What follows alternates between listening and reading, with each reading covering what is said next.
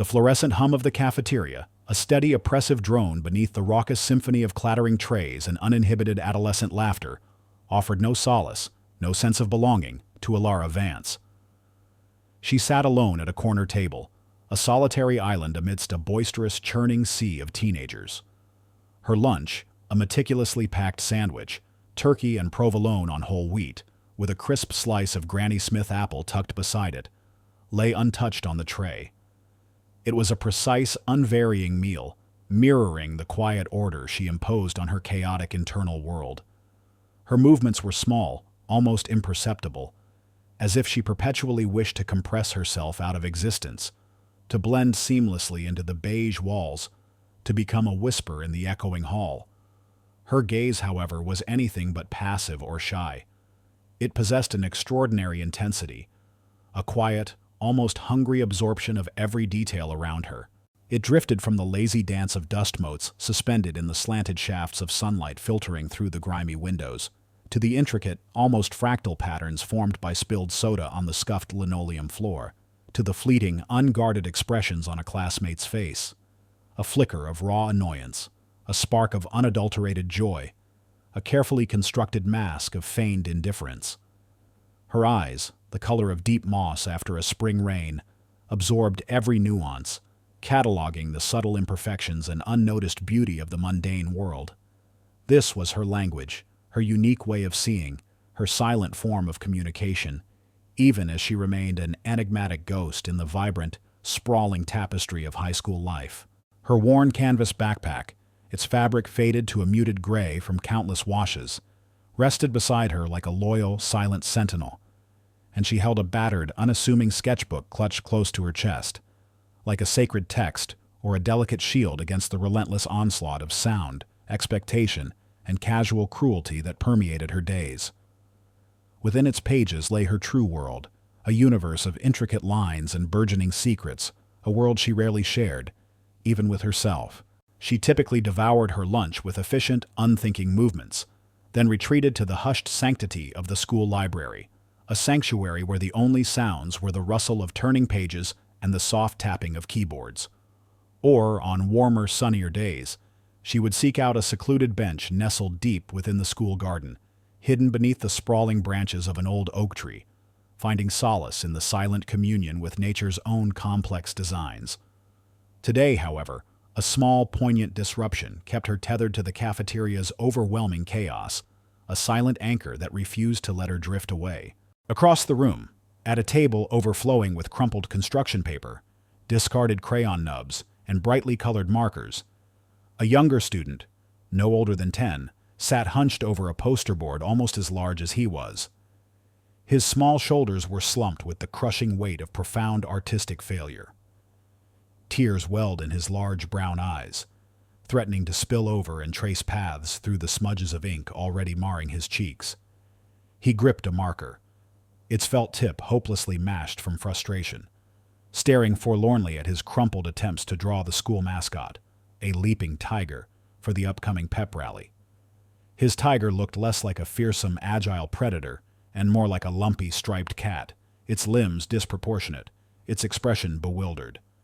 His classmates, engrossed in their own noisy projects or boisterous conversations, seemed utterly oblivious to his quiet despair, their focus entirely inward. Alara watched him, a familiar pang of quiet, almost visceral empathy stirring within her.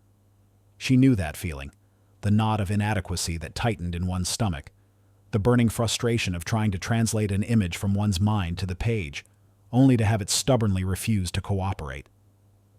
She understood the unspoken yearning for something to simply work, to manifest as envisioned. It was a feeling she experienced often, even with her own complex artistic visions. Without a moment's hesitation, a decision made purely from an innate, selfless kindness that bypassed her usual social anxieties, she slipped her hand into her backpack. She pulled out a fresh sheet of printer paper, salvaged from the art room's recycling bin during her brief, solitary visits there, and a finely sharpened graphite pencil, its lead gleaming like a tiny, polished spear. Her gaze lingered on the younger boy's struggling form for only a second longer, absorbing the angle of his head, the tension in his small shoulders, the exact despair in his eyes. Then, with a fluid, almost ethereal grace that seemed to defy the clumsiness of her own movements in the real world. Her hand moved across the paper. The pencil, a mere extension of her will, seemed to dance across the page. With astonishing speed and precision, she sketched. Not a static, posed tiger, like the rigid, almost taxidermied images Mr. Harrison favored in his art history lectures. No, Alara's tiger was a creature caught in mid-leap, muscles rippling beneath invisible stripes, tail arcing in a perfect counterbalance to its powerful forward momentum.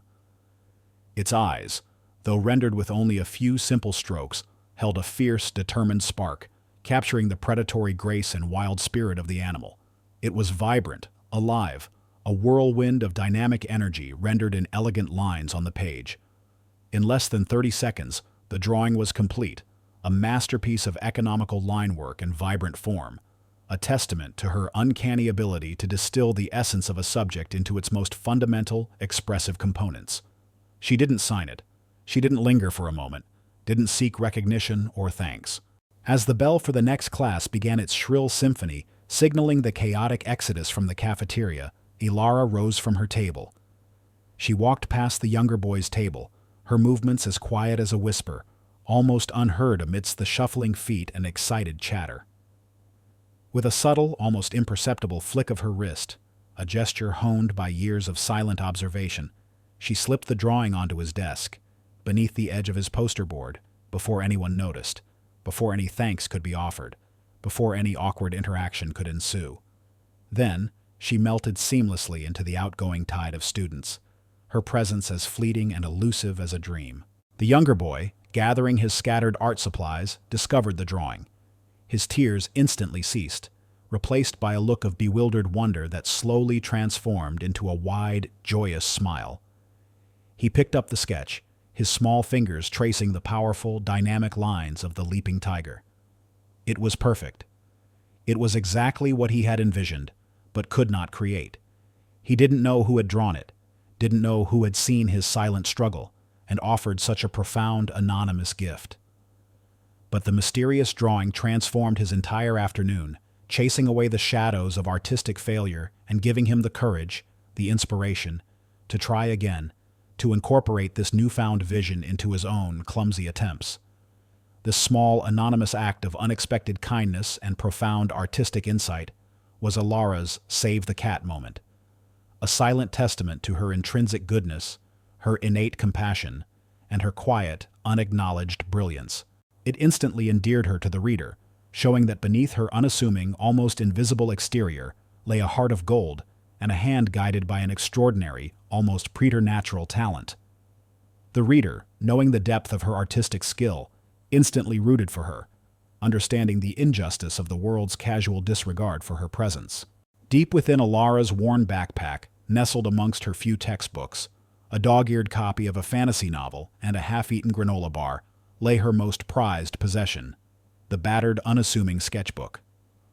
Its canvas cover was scuffed and frayed at the edges, its spine held together by faded tape, its pages dog-eared from countless hours of handling and rereading.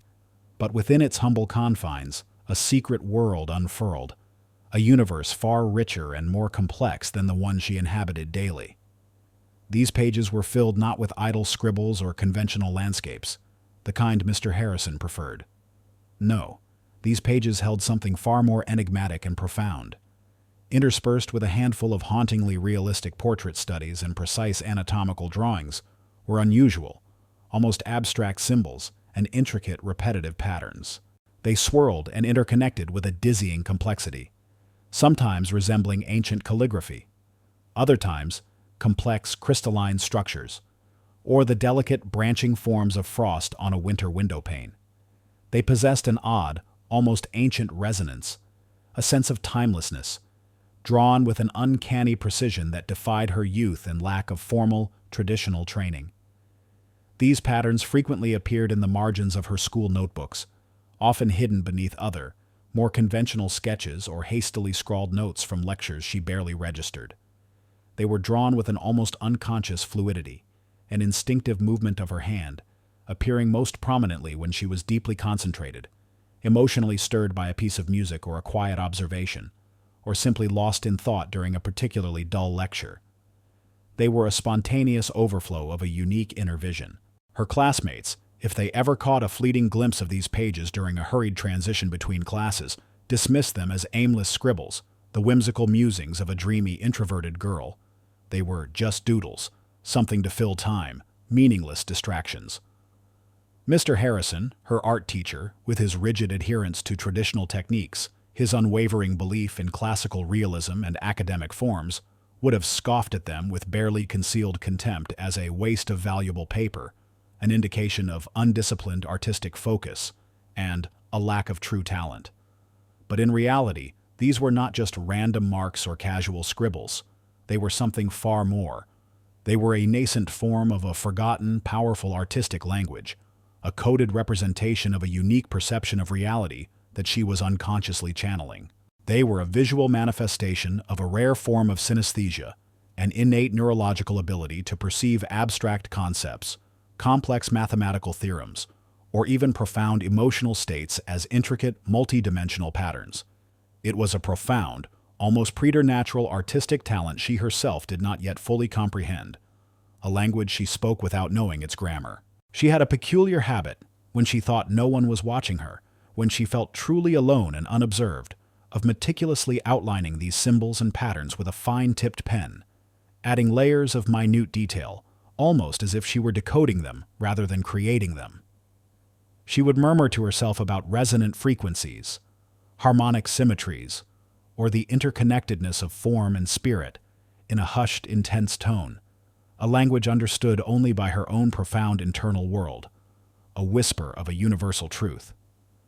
She might pause mid-thought, her gaze drifting upwards to the intricate cracks in the classroom ceiling, or the way sunlight fractured through a dusty window pane, illuminating motes of dancing dust, and with a grimy finger, she'd trace an invisible pattern on the worn surface of her desk, lost in some unseen connection between the mundane geometry of the physical world and the profound artistic truth she was striving to unlock, to bring into being.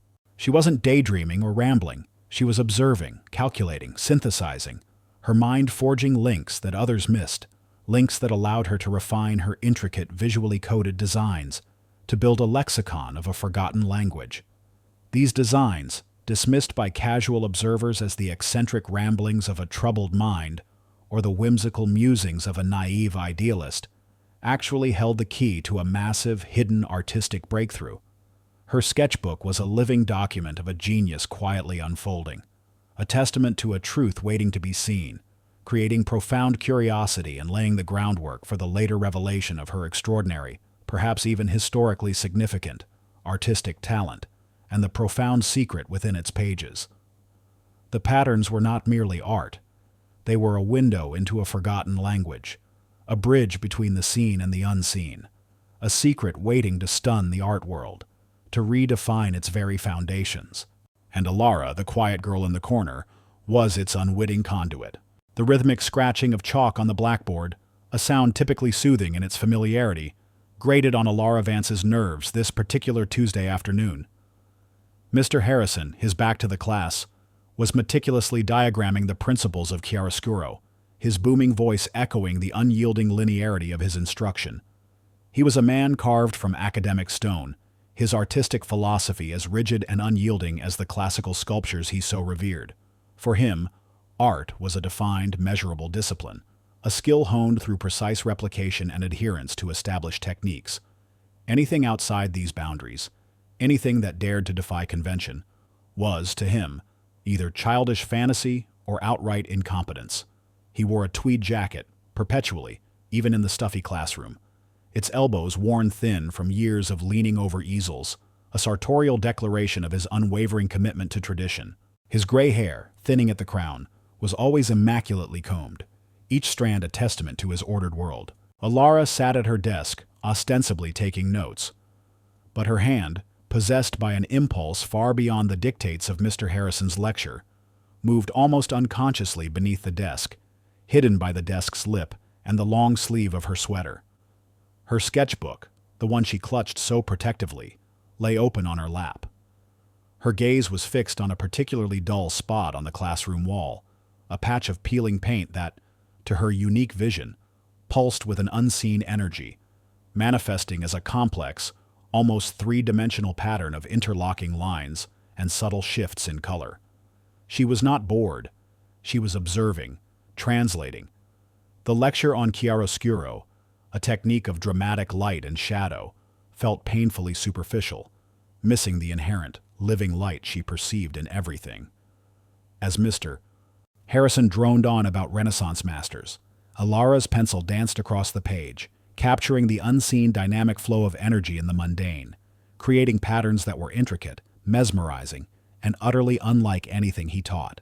The air in the classroom, thick with the scent of chalk dust and old paper, seemed to vibrate with Mr. Harrison's mounting irritation. He paused, his back stiffening, as a subtle, almost imperceptible scrape of graphite on paper reached his ears. A sound he associated with undisciplined scribbling. He had been growing increasingly frustrated with Alara. She was quiet, yes, but her quietness was not one of respectful attention. It was a detached, almost ethereal quality that spoke of a mind utterly elsewhere. He had noticed the way her gaze often drifted, the way she seemed to exist in a world entirely of her own making, even during his most profound pronouncements on true art. Her submission for the upcoming classical still life project, a technically perfect but emotionally inert charcoal drawing of a fruit bowl, had been the final straw. It was competent, but it lacked soul. It lacked the fire he knew she possessed, yet refused to express in the correct way. He mistook her unconventionality for a lack of genuine artistic discipline.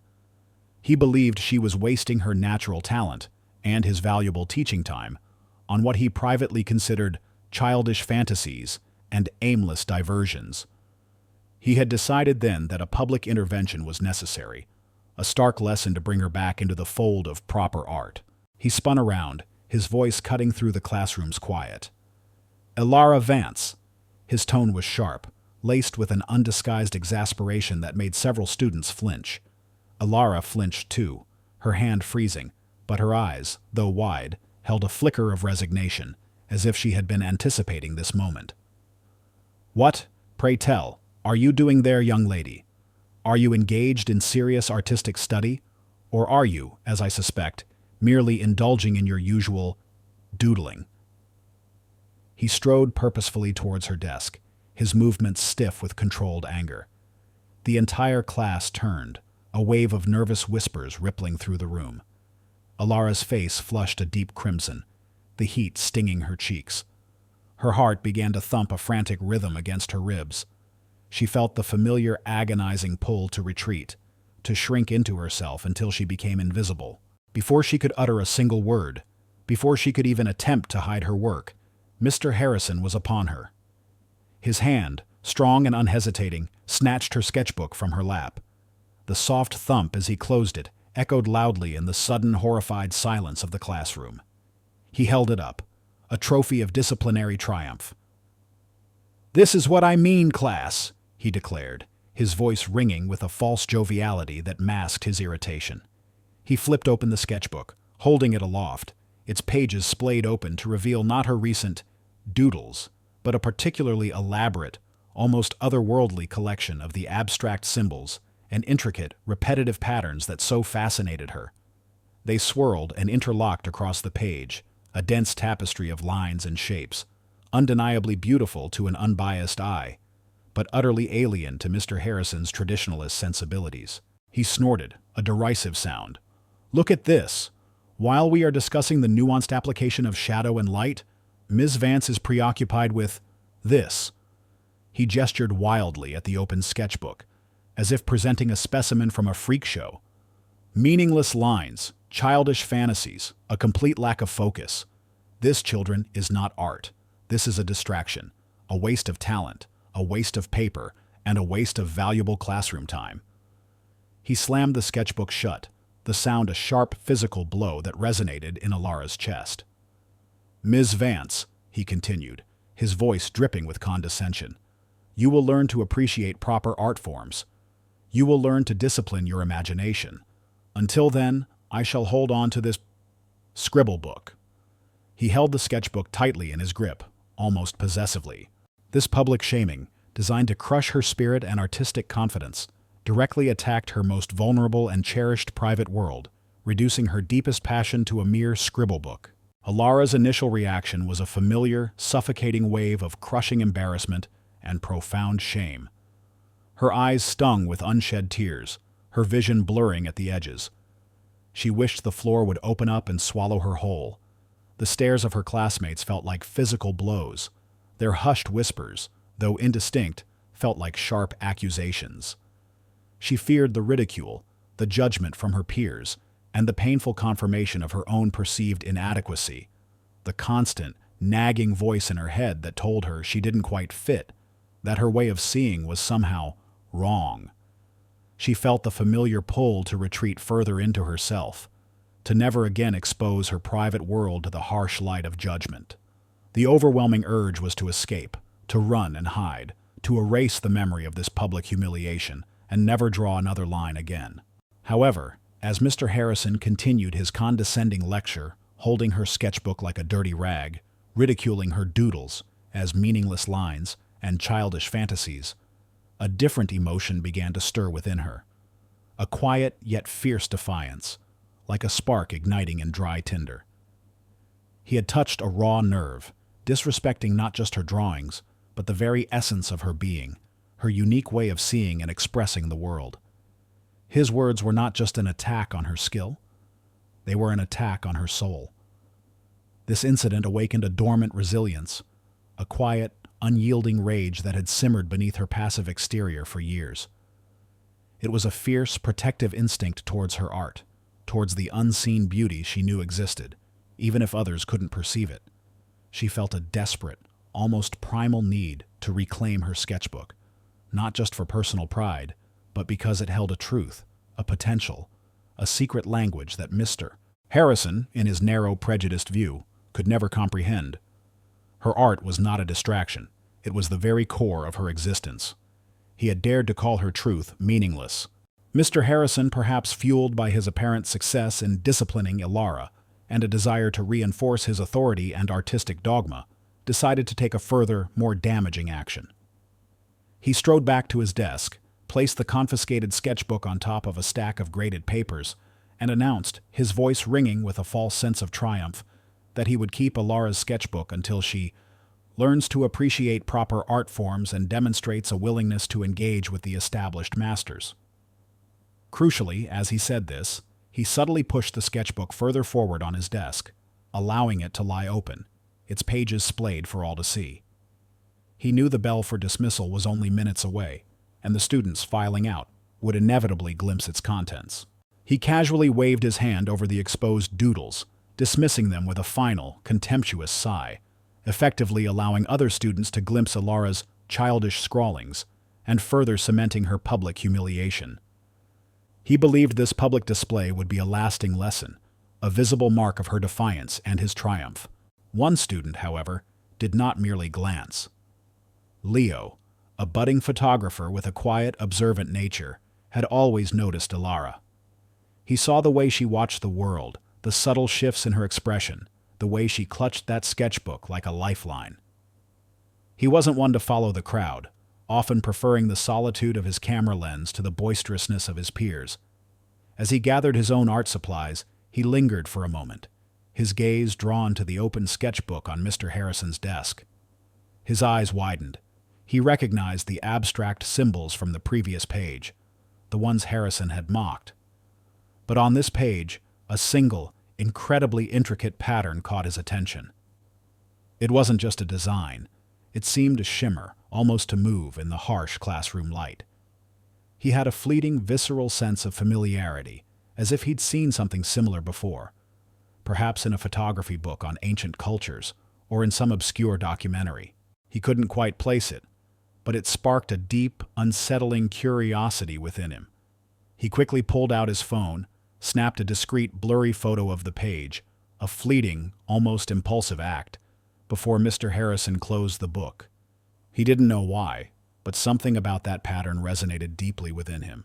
This public confiscation and deliberate display of her private world, combined with Leo's fleeting yet significant observation, made Alara's retreat impossible. Her most cherished possession, the repository of her truest self, was now held hostage, a public spectacle. She could not simply move on. She must now actively reclaim her artistic integrity and reveal the profound secret contained within her sketchbook. The path was set. She was forced onto a course where her hidden genius, her unique way of seeing, would inevitably be brought into the light, whether she was ready or not. The quiet girl who preferred to remain invisible was about to become an unwilling legend. The public humiliation, coupled with the confiscation of her cherished sketchbook, had left Alara Vance feeling raw and exposed. The familiar comfort of anonymity had been violently stripped away, replaced by the stinging glare of unwanted attention. Her initial reaction, a powerful, almost overwhelming urge to retreat further into herself, to disappear completely from the school's scrutinizing gaze, battled with a nascent, unfamiliar sense of defiance. Mr. Harrison, in his arrogance, had not merely taken her drawings. He had invalidated her very way of seeing the world, her unique perception of its hidden symmetries and flowing energies. That, she realized with a cold clarity, was unforgivable. For days, Alara walked the school hallways with her head down, avoiding eye contact, her shoulders hunched against the imagined whispers and the knowing glances. Lunch was now consumed in a secluded corner of the library, the rustle of pages a welcome reprieve from the echoes of laughter in the cafeteria. She found solace in the quiet geometry of the book stacks, the methodical order of the Dewey Decimal System, a stark contrast to the turbulent chaos within her. Yet, even in the sanctuary of the library, her fingers often twitched, yearning for the familiar graphite against paper, for the release that only her doodles could provide. The world, through her eyes, continued to pulse with unseen patterns, demanding to be translated, to be understood.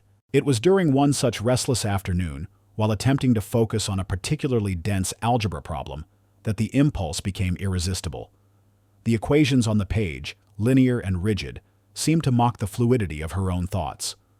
Her gaze drifted to the worn wooden surface of the library table.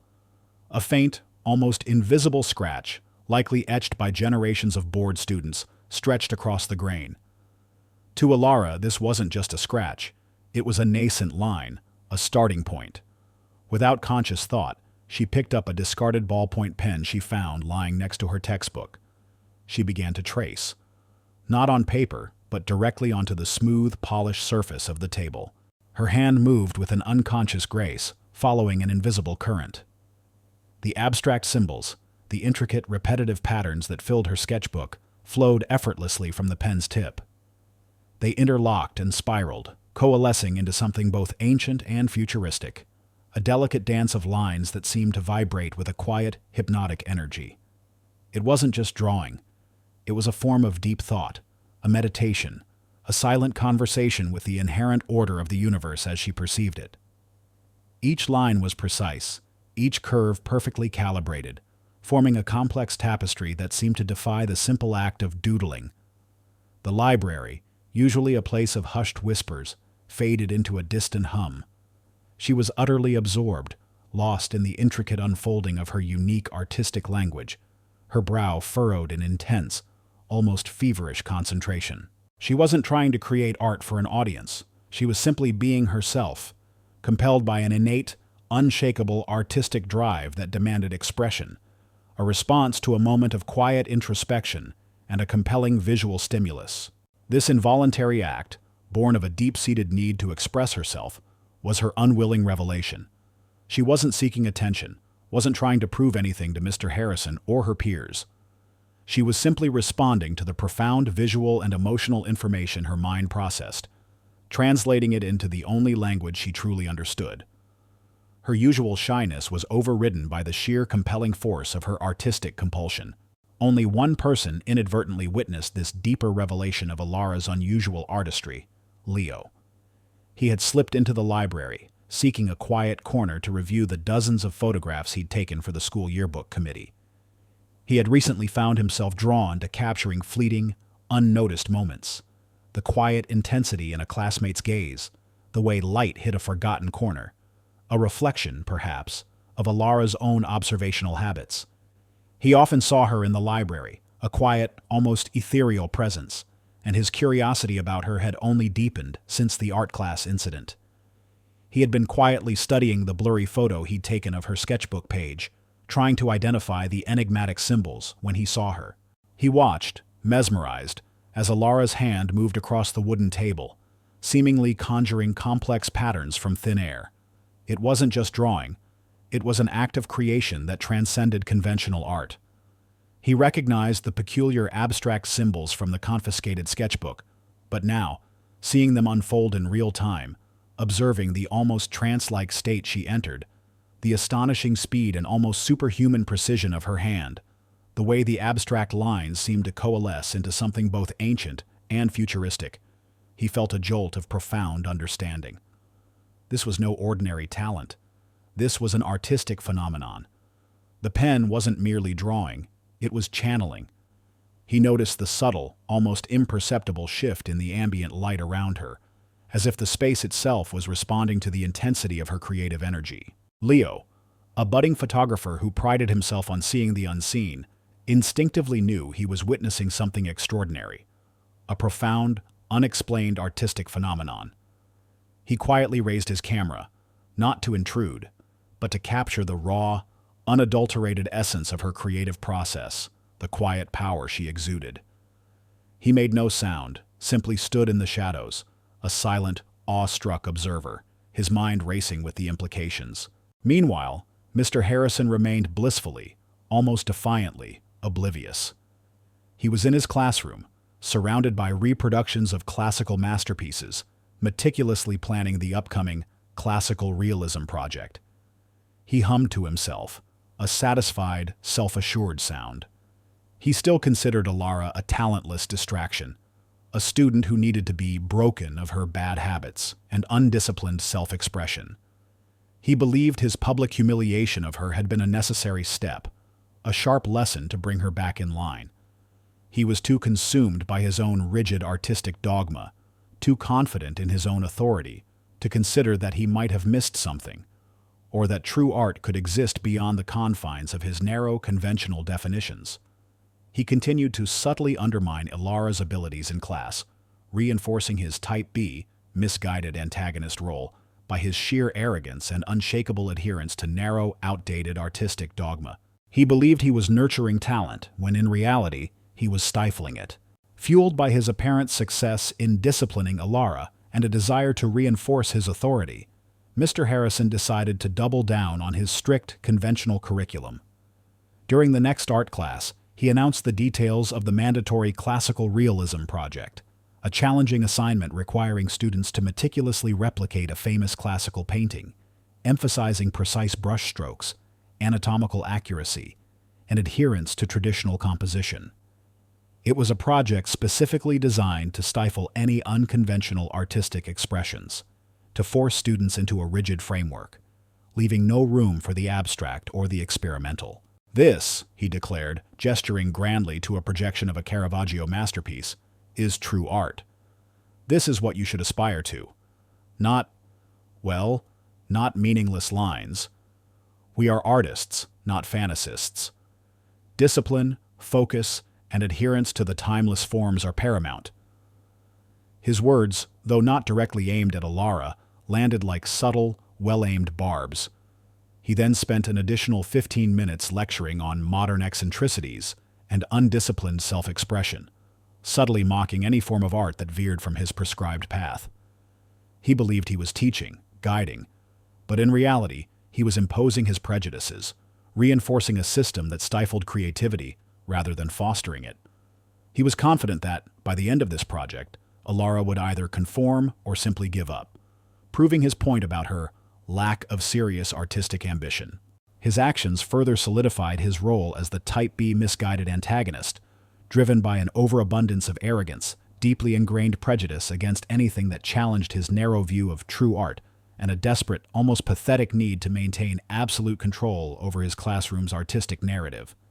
His dismissal of Alara had escalated from a personal slight to a systemic adherence to an artistic orthodoxy that actively sought to suppress genuine, albeit unconventional, talent. He believed he was teaching her a lesson, but in reality, he was setting the stage for his own inevitable public humiliation.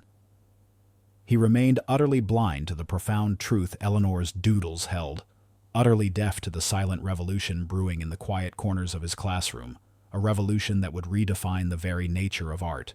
For Alara, this was the symbolic arena, the very heart of the traditional art world she was about to confront. Mr. Harrison, impeccably dressed in a new tweed jacket, its elbows still pristine, moved through the throng of attendees with a self-satisfied smile, a conductor orchestrating his masterpiece.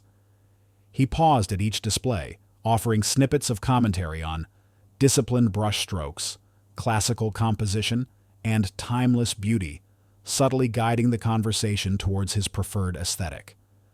His gaze often drifted towards the large velvet-draped stand at the center of the hall, where the Best in Show award would soon be placed. He was confident of his choices, confident in the artistic education he provided, and utterly confident that no disruptive, unconventional art would steal his thunder. He saw himself as the gatekeeper of true artistic taste, the protector of classical values against the encroaching tide of meaningless modernism. Alara, on the other hand, was initially a solitary figure, almost swallowed by the elegant crowd. Her single piece, reluctantly included by Mr. Harrison after a tense negotiation with Principal Thompson, a small, unassuming canvas displaying one of her simpler, less intricate abstract patterns in muted grays and deep blues, was tucked away in a dimly lit corner, practically ignored. It seemed insignificant amidst the vibrant realism of the other student works, the meticulously rendered still lifes, and the precisely executed portraits. She hovered near it, a quiet sentinel, her arms wrapped around herself as if for comfort. She felt the weight of skepticism from the casual glances, the subtle dismissals from those who hurried past, drawn instead to the more conventional displays. While Leo, her newfound helper, was present, a comforting if distant presence amongst the crowd, quietly supportive and armed with his own photographic evidence of Alara's unique artistic process, the intellectual and emotional battle of revealing her revolutionary artwork, of directly challenging Mr. Harrison's orthodoxy, rested solely on Alara. She had to rely on the raw, undeniable power of her art, its inherent emotional resonance, and her unwavering conviction in her vision, despite the overwhelming skepticism and Harrison's scornful sidelong glances. She knew the power that lay within her Doodles, a truth that went far beyond mere aesthetics, a secret waiting to be unlocked. The air thrummed with expectation, the low murmur of conversations punctuated by the clinking of glasses. Mr. Harrison had just completed his polished traditionalist opening remarks, his voice resonating with cultivated authority as he praised the discipline and adherence to timeless forms evident in the exhibited art. He concluded by confidently predicting a future generation of artists who honor the legacy of the masters, subtly solidifying the perception that only conventional art held true value. The audience, largely composed of parents, donors, and art enthusiasts, nodded in polite agreement. This was his moment, his triumph. A prominent art critic, Ms. Evelyn Reed, a woman known throughout the city for her sharp tongue and unwavering adherence to classical art, her critiques often dissecting anything outside the classical canon with a surgical precision, approached the podium. She was elegantly dressed, her silver hair pulled back in a severe bun, her expression one of discerning judgment. She was about to announce the prize winners, a moment that would further cement Harrison's artistic dogma and, by extension, his authority. Alara felt the time pressure acutely. She had a narrow, self-imposed window, mere minutes, to interject, to introduce her unconventional art, and to fundamentally challenge Harrison's narrative and Reed's critical judgment. Her hands, clutched around her battered sketchbook, were clammy. The tension in the hall was amplified by the presence of Principal Thompson, a pragmatic but easily swayed administrator. He valued the school's reputation above all else and was present to ensure the smooth, prestigious running of the event. At Harrison's subtle instigation, and keen to avoid any unpleasantness that might tarnish the school's image, he was prepared to dismiss any unconventional or disruptive displays that might cause controversy. He had already given a brief, polite warning to Alara earlier, urging her not to make a scene. His gaze, often flicking nervously between Mr. Harrison and the audience, was a silent plea for order. The dramatic irony in the room was almost suffocating. The hundreds of seemingly sophisticated minds in the audience, the esteemed critics, the eager parents, the influential gallery owners, and Mr. Harrison himself, were utterly oblivious to the true multi-layered war that was about to unfold. They were listening to the swan song of an old paradigm of artistic expression, completely unaware that a quiet, overlooked girl, armed with her crazy invention, her sketchbook filled with doodles, held the key to transforming the very definition of art and exposing the profound intellectual arrogance of their curator. They saw only the surface, blinded by their own prejudices and preconceptions of what art should be. Harrison, basking in the glow of the spotlights, prepared to deliver his final triumphant pronouncement, oblivious that the meaningless scribbles he had dismissed were about to become the hammer that shattered his carefully constructed world and redefined the boundaries of art forever. Ilara took a deep breath, clutching her satchel, her gaze fixed on the imposing figure at the podium. Her moment, the moment of truth, was upon her. The rhythmic clinking of crystal glasses and the polite murmur of conversation filled the grand summit hall. A deceptive calm before the storm. Mr. Harrison, a man radiating smug satisfaction, stood at the gleaming podium, bathed in the cool glow of professional spotlights. He concluded his opening remarks, his voice resonant with cultivated authority, praising the discipline and adherence to timeless forms of the exhibited art. On the immense digital display behind him, a slideshow of classical masterpieces, all meticulously copied by his star students, shimmered, a visual testament to his unyielding artistic dogma. He turned to acknowledge the polite applause, his hand already reaching for a crystal glass of water, a perfectly orchestrated moment of triumph. This was the crescendo of his artistic reign, and for a fleeting second, the sheer weight of his established dominance threatened to crush Ilara. The air crackled with the triumph of established dogma and unquestioned authority, seeming to drown out her vital truth. This was the bated breath moment for Ilara. Everything seemed to conspire against her, her profound vision seemingly lost amidst the polished rhetoric and the pervasive acceptance of Harrison's pronouncements. Just as Mr. Harrison turned, a self-satisfied smile playing on his lips, Ilara acted. A subtle digital alert, an almost imperceptible shimmer on the compact tablet hidden in her satchel, confirmed the critical moment. Her real-time atmospheric sensors, deployed hours earlier, indicated the perfect ambient light conditions for a live, visual demonstration of her art's unique properties. Her voice, initially a mere tremor of resolve, gained an unexpected clarity, cutting through the polite murmurs like a finely sharpened blade.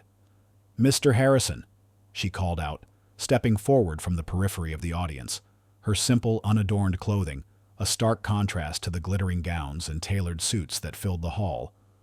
"With all due respect, your timeless forms have a fundamental oversight." A collective gasp swept through the auditorium, a ripple of astonished whispers. Alistair Finch's prior humiliation of her was not known to this audience, but her sudden, audacious interruption of such a prestigious event was itself a shock.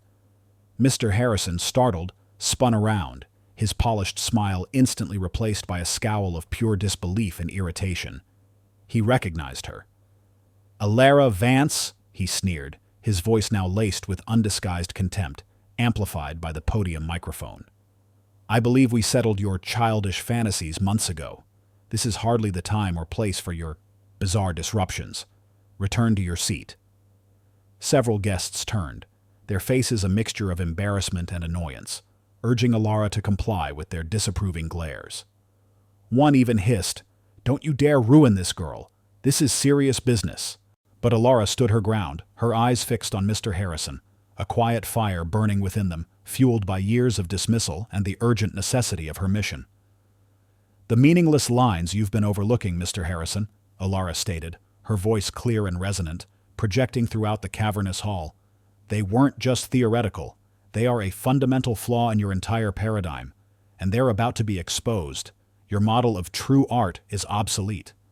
She stepped further forward, towards the stage, her movements deliberate and unwavering, her every step radiating quiet conviction. She held her battered sketchbook aloft, a beacon of defiance. Harrison, incandescent with rage, and a dawning, unwelcome tremor of professional fear moved to block her. "Security!" he bellowed, his voice echoing through the hall, tinged with a desperation that was uncharacteristic. "Remove this insane student. She's a disruptor, a fraud." Just as a burly event security guard began to move from the back of the room, Ilara reached the edge of the stage. With a swift, almost practiced motion, she pulled out her hidden compact prototype of a portable, high-definition projector from her satchel. Simultaneously, she tapped a discreet earpiece, her voice calm but firm as she spoke into a hidden mic connected to Leo, who was already positioned at a prearranged technical console backstage, having anticipated Ilara's audacious move. "Leo, prepare for emergency protocol. I'm taking manual override of the main display, initiating live data feed." She connected a small, inconspicuous data cable from her prototype projector to a nearby, seemingly innocuous podium port, bypassing the summit's main digital display system. The elegant graphics of classical masterpieces vanished, replaced by a stark, black screen that suddenly flashed with complex, pulsing data streams. "Your conventional art history," Eleanor stated, her voice resonating with quiet, unshakable command, "presumes a linear progression of form and a finite definition of beauty. But what if the source of true art is fractal?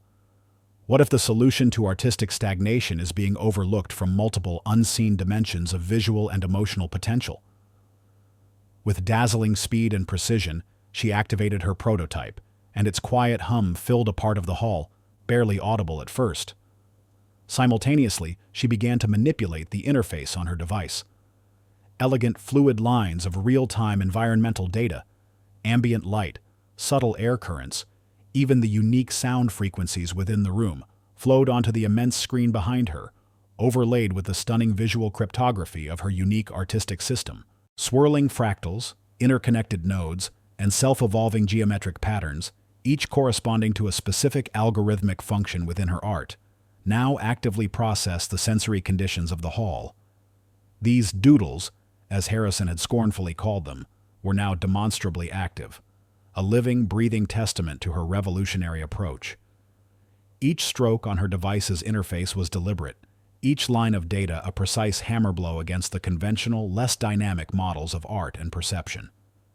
She filled the screen not with complexity for complexity's sake, but with an astonishing, almost frightening clarity that laid bare the fundamental oversight at the heart of Mr. Harrison's vulnerable, conventionally secured, artistic dominance. Her data projected unprecedented emotional resonance, capable of generating profound aesthetic experiences at a fraction of the effort, and at a scale that could genuinely redefine artistic boundaries. Then came the bated breath moment. Mr. Harrison, initially scoffing, his arms crossed, his face a mask of patronizing disbelief, suddenly froze. His eyes, fixed on the rapidly scrolling data and the intricate pulsing patterns that seemed to shift and evolve on the screen, widened imperceptibly. He saw the sheer volume of environmental variables being processed, the speed of the device's calculations, the undeniable precision of the visual output projections, a direct challenge to his core artistic tenets. He opened his mouth to retort, to dismiss it as a trick, but no sound came out. The security guard, halfway to the stage, paused, his brow furrowed, caught by the sheer audacity and inexplicable technical sophistication of Ilara's impromptu live demonstration.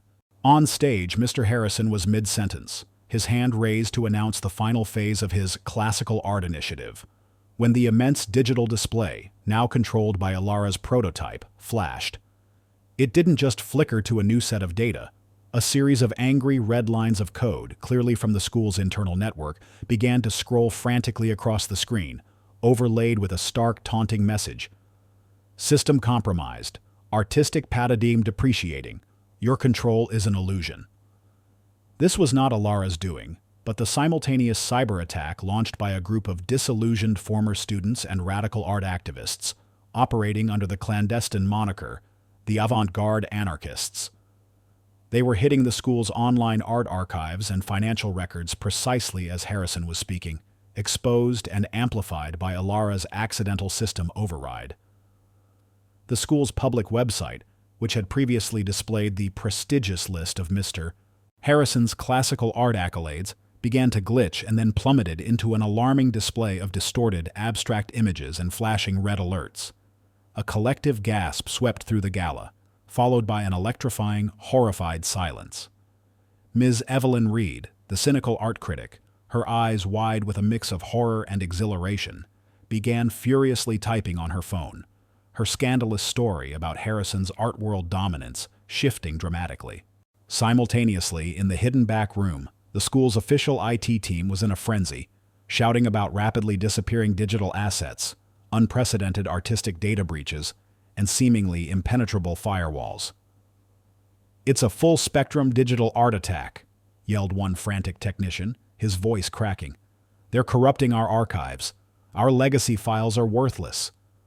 Leo, sweating and frantic at his prearranged console, stared at a screen displaying a cascade of encrypted data, recognizing the unique visual patterns of Alara's art embedded within the streaming environmental data. These patterns were now changing with blinding speed, not just demonstrating her device, but inadvertently creating a digital shield, an unexpected anomaly against the avant-garde anarchists' malicious code, by virtue of the sheer complexity and nonlinear logic of her system. He pointed frantically to Alara, who had just connected her prototype, her face grimly determined, now fully aware of the digital crossfire she had stumbled into. "It's her code. Her system is somehow disrupting their attack. You're the only one who can control this, Alara."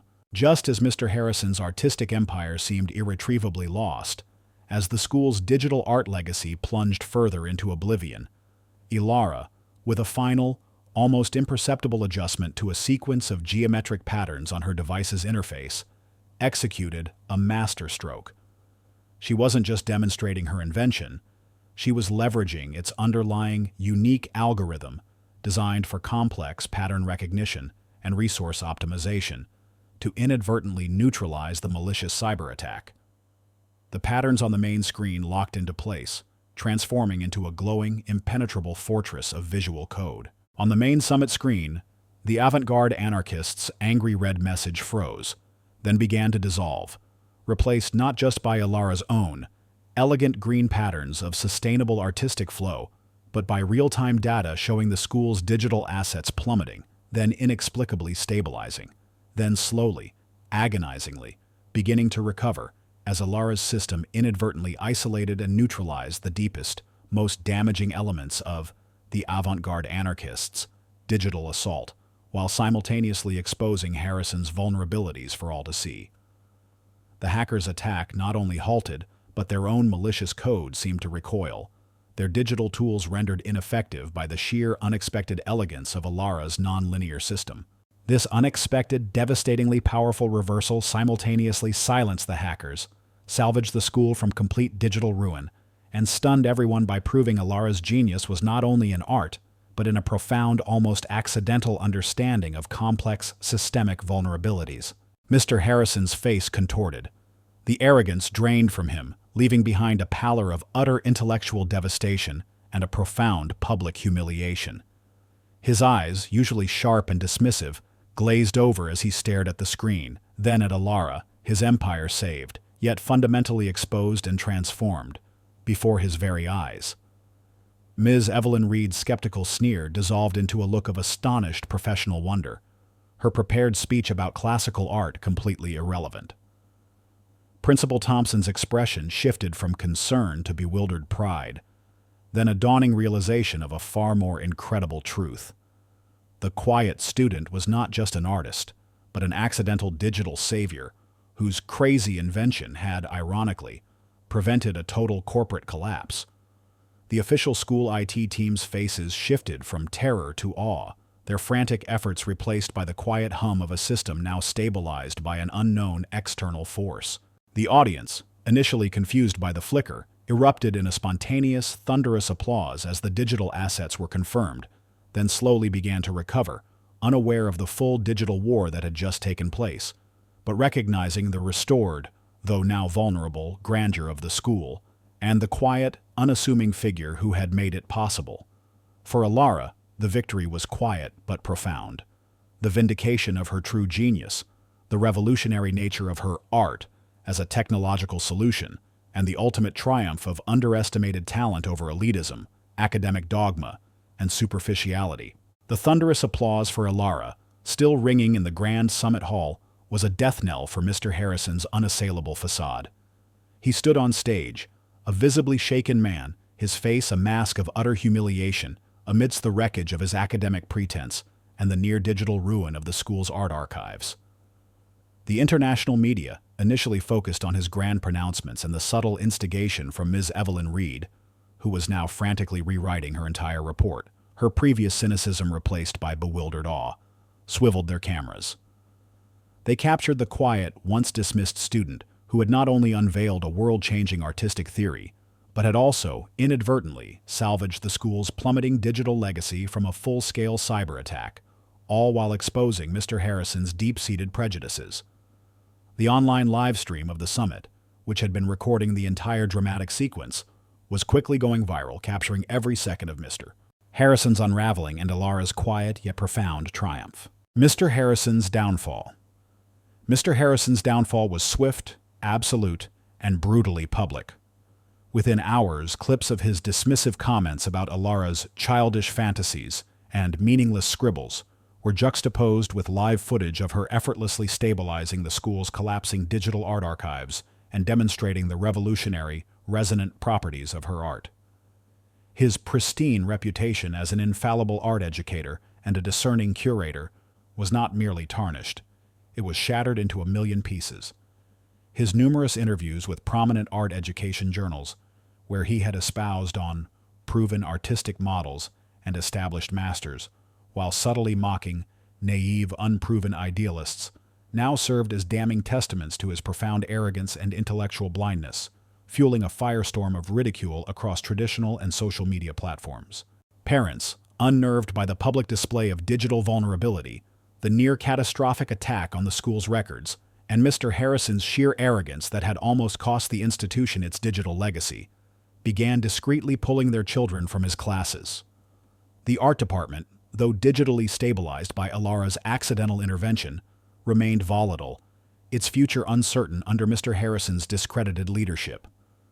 School board members, alerted by the summit's chaos and the public outcry, launched immediate investigations into his rigid teaching practices and his attempts to suppress competing, unconventional artistic expressions. Student protests, fueled by a newfound appreciation for artistic freedom, crippled his remaining authority, as public sentiment overwhelmingly shifted towards supporting Alara's innovative, inclusive vision of art over Mr. Harrison's dogmatic, exclusionary approach. Mr. Harrison was forced to issue a humiliating public statement, a bitter acknowledgement of Alara's pivotal, albeit unexpected, role in averting a complete digital collapse and implicitly acknowledging the transformative potential of her unique artistic vision. This was a bitter pill for his ingrained elitism and towering ego. While the school's digital infrastructure was not completely ruined, thanks to Alara's unwitting intervention, Mr. Harrison's personal and professional standing plummeted. He became a pariah within the very academic and artistic circles he had so desperately sought to impress and dominate. He lost all that he had valued, his status, his accolades, his carefully constructed legacy, to the undeniable truth Alara had unveiled, not just about her art, but about the true cost of unchecked academic arrogance and intellectual rigidity. His pride, the very engine of his ambition, had consumed him, leaving only public shame and professional ruin in its wake. He was ultimately forced to resign from his position, his name now synonymous with a colossal failure of vision and ethics in the art world. Alara's new dawn. For Alara, the world shifted from dim lamplight to blinding brilliance. The sheer audacity, elegance, and undeniable efficacy of her resonant art, her unique symbolic language, and its unexpected digital capabilities immediately captivated the global scientific community and environmental organizations. Dr. Anya Sharma, the renowned art historian who had recognized the ancient origins of Alara's doodles, wasted no time. She immediately approached Alara, bypassing conventional academic and corporate hierarchies, with an offer that was both unprecedented and irresistible. She secured Alara a full scholarship to the prestigious Lumen Institute of Experimental Arts, an exclusive, progressive art academy known for fostering visionary and avant-garde artists, providing unprecedented creative control over a newly established division dedicated to interdisciplinary resonant art. This wasn't merely an academic opportunity. It was an invitation to transform her art into a legitimate, groundbreaking field of study, blending ancient knowledge with modern technology. She was no longer burdened by financial worries or the suffocating constraints of academic marginalization. Her cramped alleyway existence, her makeshift lab in her mind, and the constant struggle for basic necessities were exchanged for a spacious, state-of-the-art studio within the Lumen Institute's secure headquarters. Its walls, once bare, were soon adorned not with textbooks, but with groundbreaking new diagrams of her evolving resonant patterns and the intricate schematics of interactive art installations.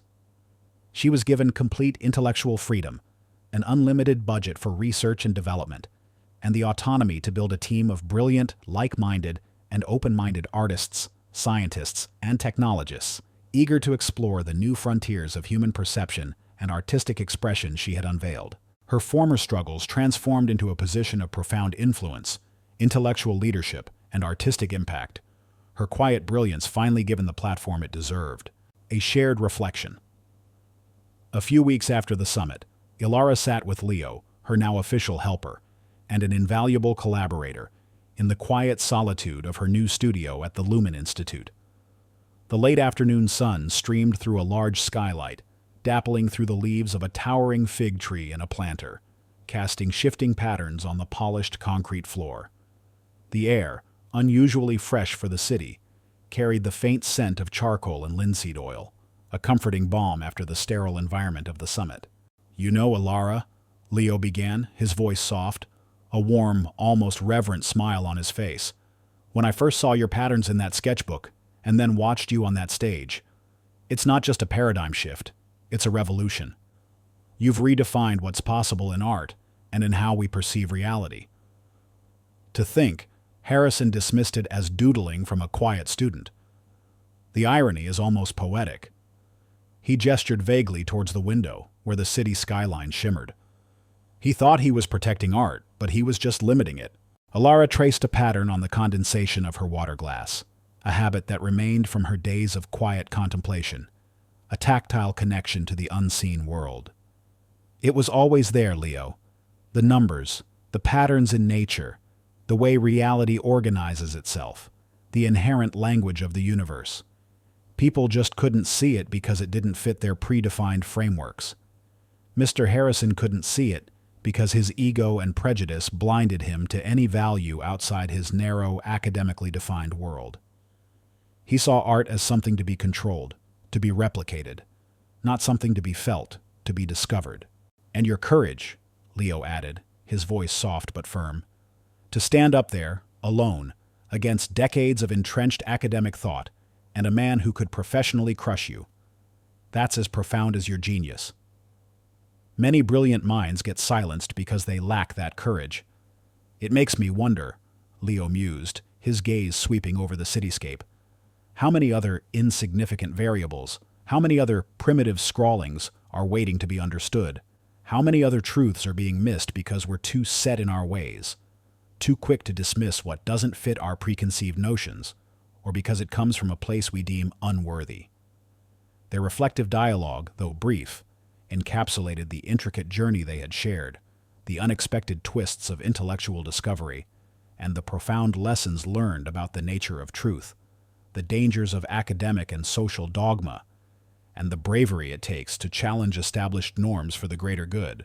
Ilara looked out at the vibrant city, a subtle shift in her posture, reflecting her journey from a quiet, overlooked cleaner to a recognized intellectual leader and artistic visionary.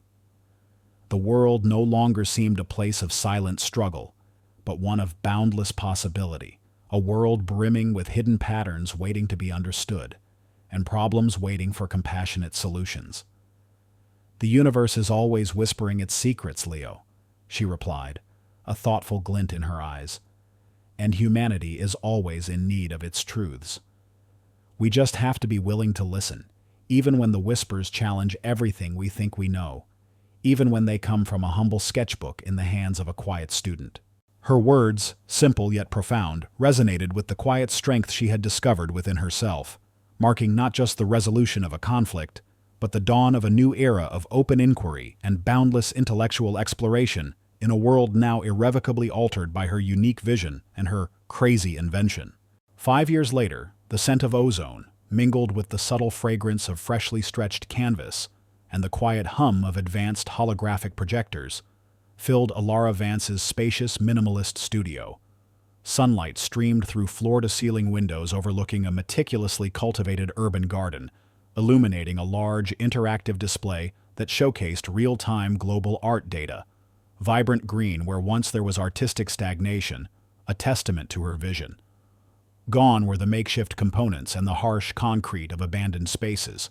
In their place, sleek, self-sustaining resonant art installations, the evolution of her crazy invention, were being meticulously designed and prototyped. Her once cramped existence in a forgotten alleyway was a distant memory, replaced by a workspace that pulsed with quiet intellectual energy and a profound sense of purpose. She still worked late into the night, driven by the same insatiable curiosity that had fueled her in solitude, yet now supported by a global team of brilliant artists, perceptive scientists, and innovative technologists, all eager to expand the reach and understanding of her groundbreaking aquafractal, now known as resonant art, technology. Alara Vance, once a solitary shadow dismissed by an arrogant teacher, was now a world-renowned pioneer, her system forming the cornerstone of a new global artistic paradigm. Alara was deeply committed to paying it forward. She understood the quiet despair of being overlooked, the burning frustration of having truth dismissed, and the profound impact of a single act of kindness or cruelty.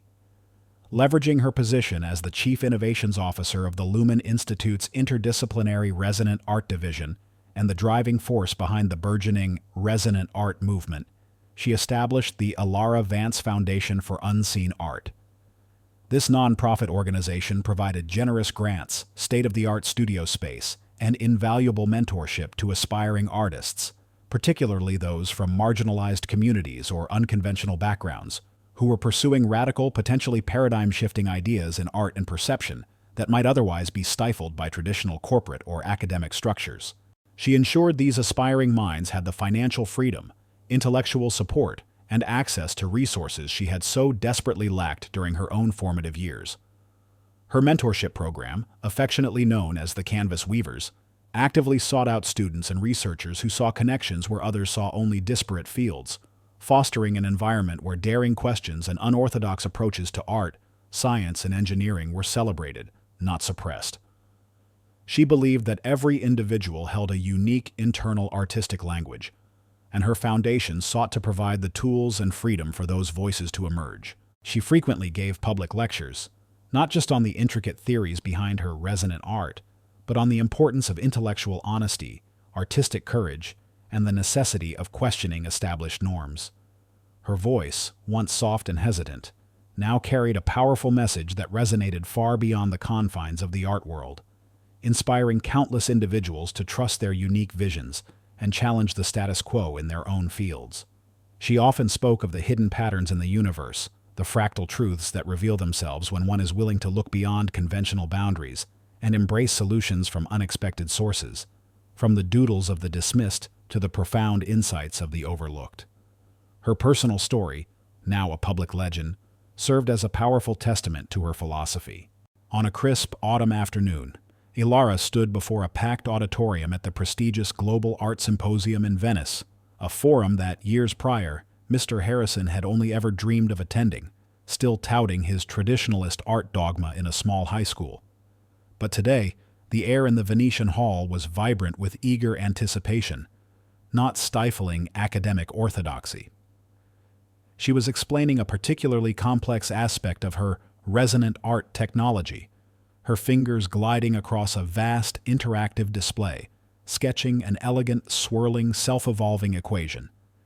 It was the very equation that years ago Mr. Harrison had scorned as doodling, the visual representation of the algorithm that had not only brought profound aesthetic experiences to galleries worldwide, but had, inadvertently, shielded his school's digital archives from utter collapse, revealing his profound oversight and securing a future for his, now very different, art department. The symbolism was not lost on the audience. She paused, turning to the diverse audience, a mix of seasoned art historians, curious philanthropists, and eager young artists from every corner of the globe, her eyes alight with the same quiet passion that had driven her through countless lonely nights in a damp alleyway. "This equation," she said, gesturing to the glowing symbols behind her, which pulsed with a soft internal light, was once dismissed as mere doodling. It was considered unconventional, impractical, even crazy, because it didn't fit neatly into existing frameworks of artistic expression or technological understanding. It challenged everything we thought we knew about the very nature of art, its creation and its impact, and even digital resilience. But the natural world, much like the digital realm, doesn't care about our preconceptions or our academic structures. It simply is. She smiled, a profound, knowing smile that carried the wisdom of her extraordinary journey. Our task, as innovators, as artists, as problem solvers, isn't to force the world into our existing frameworks, but to listen to its whispers, to follow the truth wherever it leads, no matter how uncomfortable or revolutionary it may seem. Sometimes, the most robust solution is the one that looks like a piece of abstract art. Sometimes, the most profound breakthrough comes from the most unexpected place, from a voice that was once utterly dismissed, from a sketchbook filled with the meaningless scribbles of a quiet student.